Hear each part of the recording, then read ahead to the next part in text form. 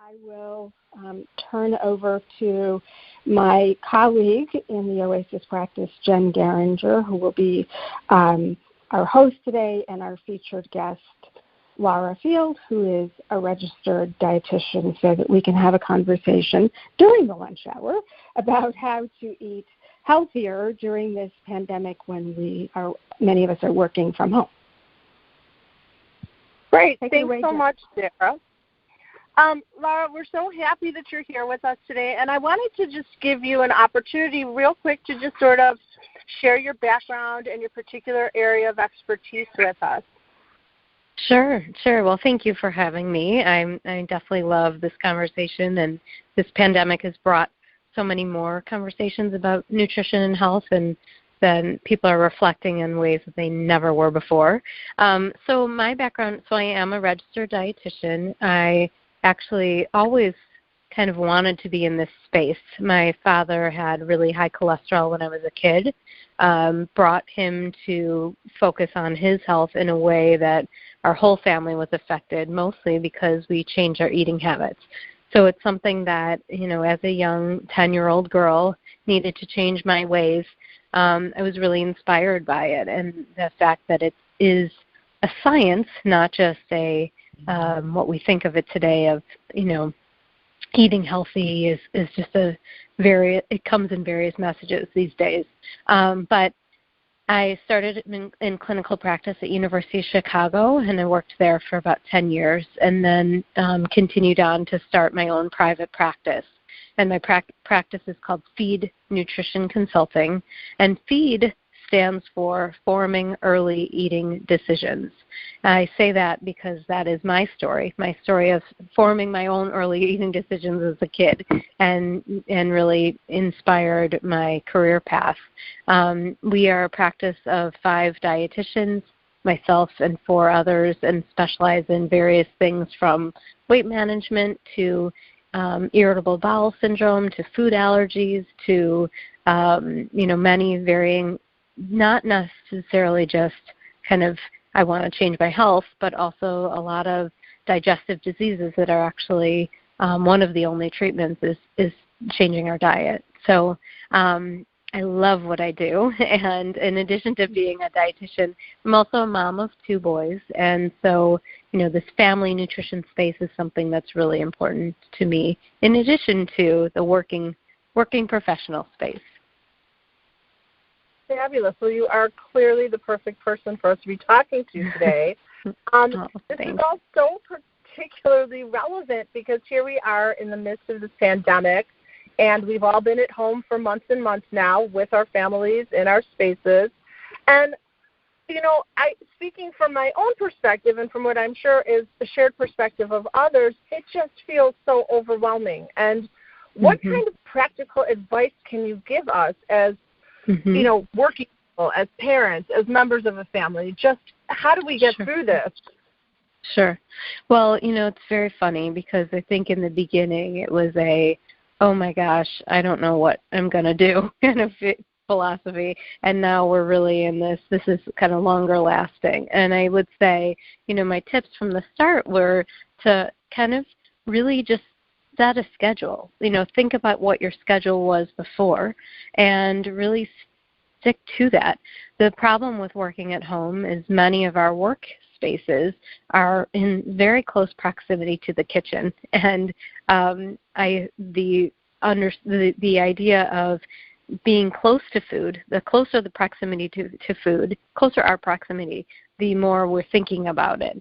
And so, while we can either move our working space away from the kitchen to help with that, or also just set a legitimate schedule. Making that scheduled can really help us tune back into what we need. And that regularity of meal times is something that will help us stay successful. So I think that's kind of one of the first steps. I would say another thing to think about is really trying, in the early stages, it was all about fun food, trying to make this pandemic fun early on, whether we were baking more often or indulging in possibly alcohol or sweets a little bit more too often. At this point, when it's been so many more months, we got to stop. And so I think really taking an assessment of what we have around us. My big goal is to have home be the health haven, in that really put some foods in our home that we feel comfortable with. Maybe thinking about those temptations that, are, whether it's like, chips or ice cream or whatever it might be, if we have less of them, we will eat less.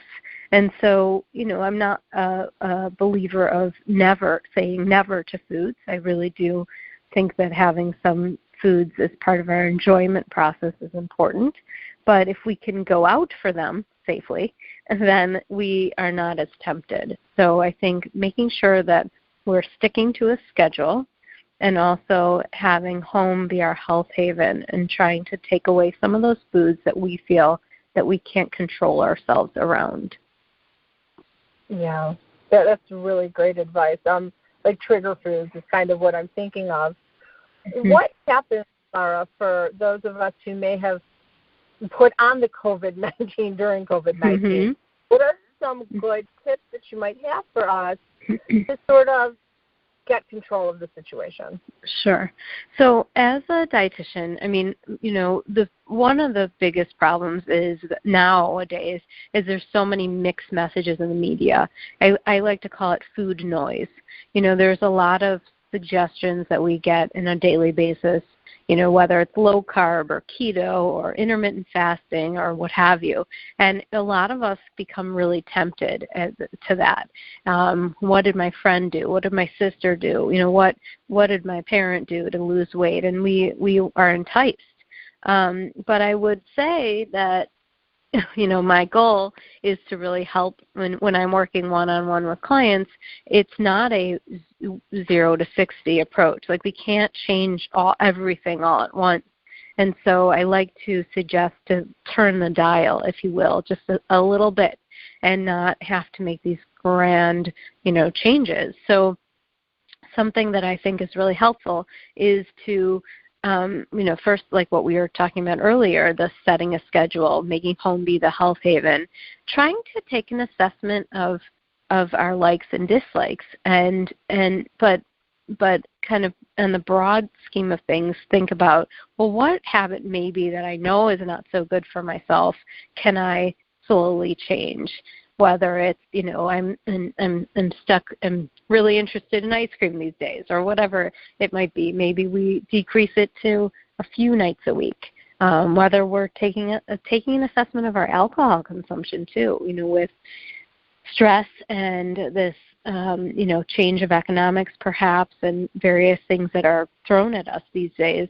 I do think alcohol is something that a lot of people have turned to. And alcohol, though, somewhat fun and maybe a stress relief, it is a lot of calories. And so something that's worked for me is actually saying I'm not going to drink during the week and only on the weekends, trying to be mindful on the weekends too. But really, I want to the big understanding about weight loss is that it takes 3,500 calories to lose a pound.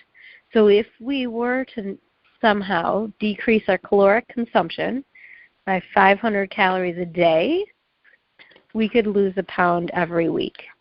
If we did it maybe by 250 calories a day, we could lose a pound every other week.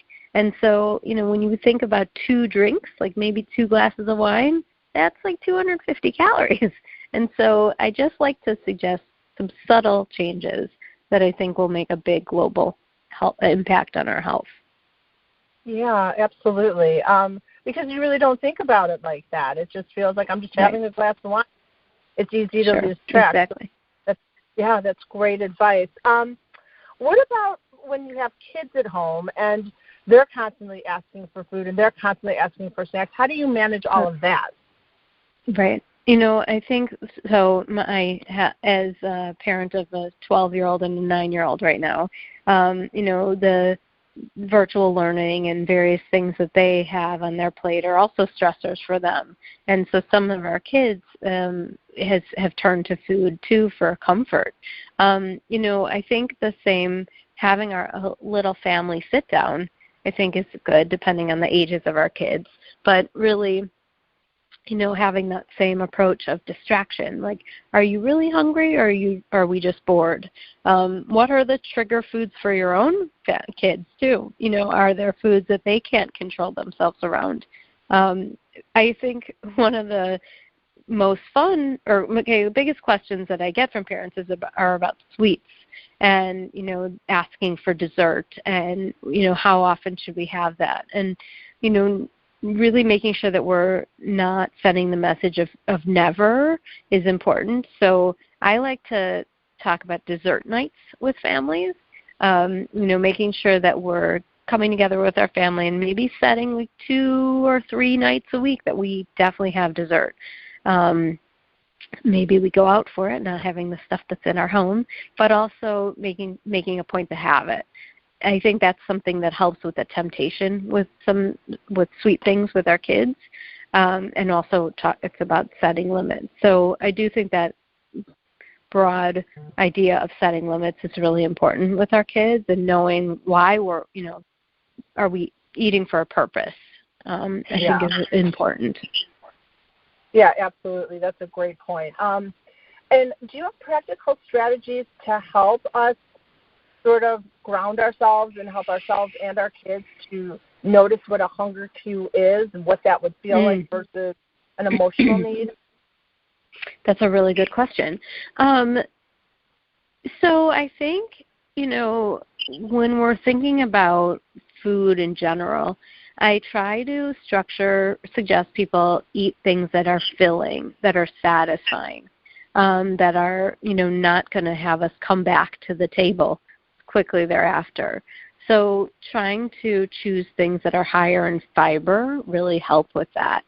I would, when we are not having as much fiber, a lot of times we feel not so full and not satisfied and come back pretty quickly thereafter.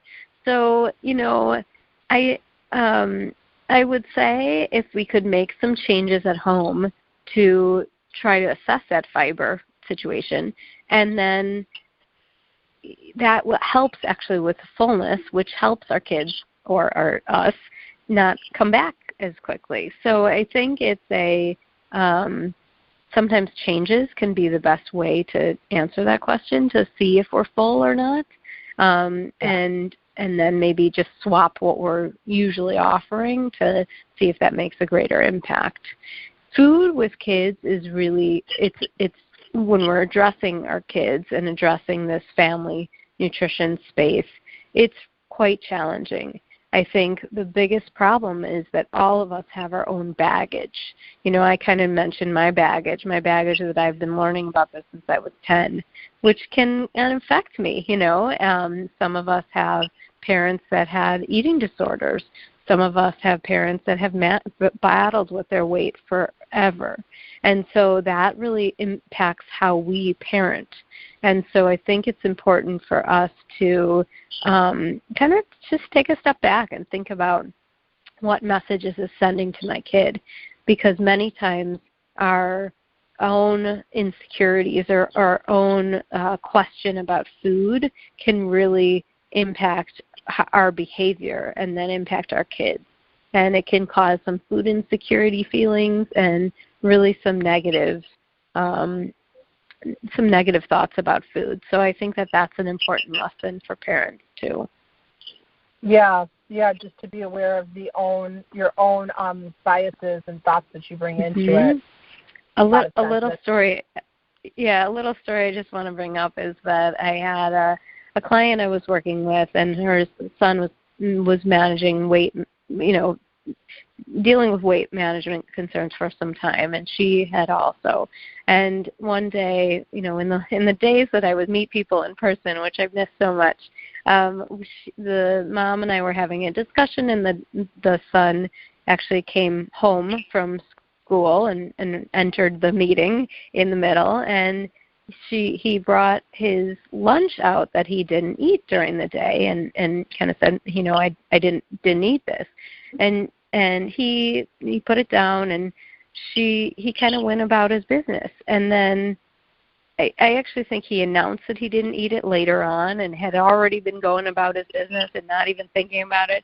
And she said, "Oh, no, you didn't eat your lunch? You must be starving." And he said, "Yeah, I am really hungry. Can you make me something?" And so the idea of her bringing that influence is actually what caused the message to him to be hungry. And so I think the message, what we say, is super powerful with our kids and how we react about food. And so I think that's an important lesson too. Yeah, great illustration of it also. I'm going to ask you one more question, and then we'll open it up to see if anyone participating in the call has any questions. But as attorneys and really just working professionals generally, there's a tendency to have sort of perfectionistic thinking, like all or nothing, black and white kind of thought patterns. What advice would you give us to challenge that? Sure. We all have black and white. There's so much of us that are so many of us that are black and white thinkers. I guess, the perfectionistic side of it is that nothing is perfect, and it never should be. I approach food in a very different way and try to educate people in that way that, food, the word healthy, I can use as an example, is so unclear. And, when people say I'm trying to eat healthy is not just all about kale and quinoa. And it's not just about, eating only whole grain carbs. And it's not just about, making sure that we're having 800 vegetables a day. But rather how we approach food and knowing that it's okay once in a while to have, a little ice cream, let's say, or it's okay once in a while to not be so perfect, because I actually think that the way someone approaches food is more important than the diet that they eat every day. And I say that because it affects how we achieve and how we are successful, and it rules us a lot of times. And so I really think to dig deep and think to ourselves, well, yeah, I know I shouldn't have this fatty meat or whatever it might be for lunch, but I want it. And giving into that sometimes is so satisfying. And I really think that goes very much further to us. And so if we deny ourselves, it makes us very frustrated. And so this ritualistic experience, too, that we might do for ourselves is not healthy, in my opinion. And so making sure that we're kind of taking a beat and then moving on to the next is really key. Yeah, that's great. That's so helpful. I do want to open it up for a couple minutes to see if anyone who's participating in the call has any specific questions for Lara. So, Sarah, I don't know if you are able to catch people through. Yes. So if you have muted yourself, you would hit *6 to unmute yourself. Give people a little time to do that.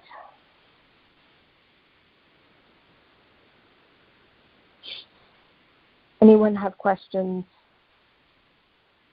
for Lara about how to eat during this really challenging time? Sounds like not. Okay. Did you have another follow-up question? I had a question. Yeah. Could you name some foods that are high in fiber? Sure, most definitely. I'd be happy to. So fiber is something that, one, makes us feel full and satisfied. It also helps with our cholesterol. And when we talk about fiber, it can be of various forms. So fruits and vegetables are maybe obvious choices that have fiber, but it's the fruit skins that actually contribute to a lot of the fiber properties. So the skin on an apple, skin on pear, what have you. But also things that and vegetables as well. So the skins on them. Fiber in fruits, the higher fiber fruits, I should say, are berries and also apples. So making sure we're keeping the skin on our apples and having, seedy berries is a benefit. But in addition to fruits and vegetables, whole grains are also high in fiber. So things like oats, I mentioned quinoa, brown rice. But then there's a lot of breads and cereals that contain fiber because of whole grain properties. So as a little kind of rule of thumb, I typically suggest that people look for their breads and cereals to be at least 3 grams of fiber or higher. So if it's a slice of bread, making sure that that serving size is 1 slice and it says 3 grams. Many food manufacturers try to manipulate us, and it says, maybe it says 4 grams of fiber, but for 2 slices. So that actually is a lower fiber food. So whole grains are sources of fiber. Whole grain breads and cereals, look for 3 grams or higher. Fruits or vegetables. But then one more thing I wanted to mention is beans. So whether it's black beans or edamame or other legumes, those are wonderful sources of fiber as well. Can I ask another fiber question? Of course. Does it upset people's stomachs usually to have too much fiber? It most definitely can. So there is something called IBS, so irritable bowel syndrome, that is very common. It seems like it's more common these days. And there are many IBS sufferers that actually some of the foods that I just mentioned are pretty problematic with them. And so that's something that I do, my team does, an individual consultation. We sit down with our clients and say, we try to understand their symptoms a little bit more, and then discuss why some of these which might be quote-unquote healthful foods, but maybe not be the best things for our bodies. So, I failed to mention seeds as well. So chia seeds, flax seeds, hemp seeds, those are also, and pumpkin seeds, nuts, those are actually also sources of fiber too. However, too much is not necessarily the answer and can cause some struggle with our GI system. Thank you. Sure.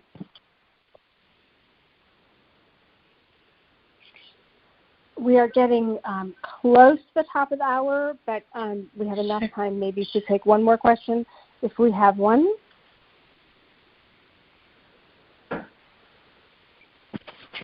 Sounds like not. I was going to suggest too, and just sorry, Sarah, one real quick. Yeah.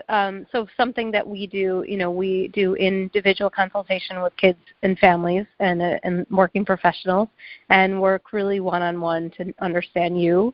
We are not a black and white approach at all, and really get to know our clients to make sure that we're providing scientific, well-researched information to our clients to help, whether it's weight management or just making people feel better is a goal of ours.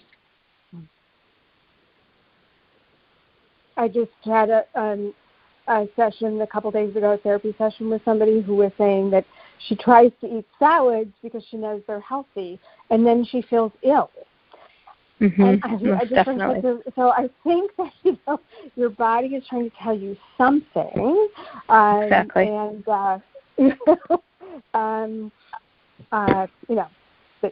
and that's the danger. I think that's a danger with kind of thinking we know what should be quote unquote good for our bodies, but however it might be very different in ours, in every individual. Yeah. So thank you, Jen, for hosting, and thank you, Lara, so much for sharing your time and insights. My pleasure. Thank you. Take care.